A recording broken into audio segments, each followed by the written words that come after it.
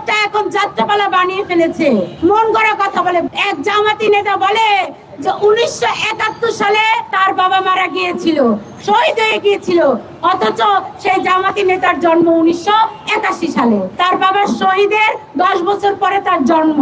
কি চমৎকারিত্ব! এই জামাত শিবির কতটা মিথ্যাচার করে দেখেন। এরা সারাক্ষণ মিথ্যাচারের উপরে থাকে।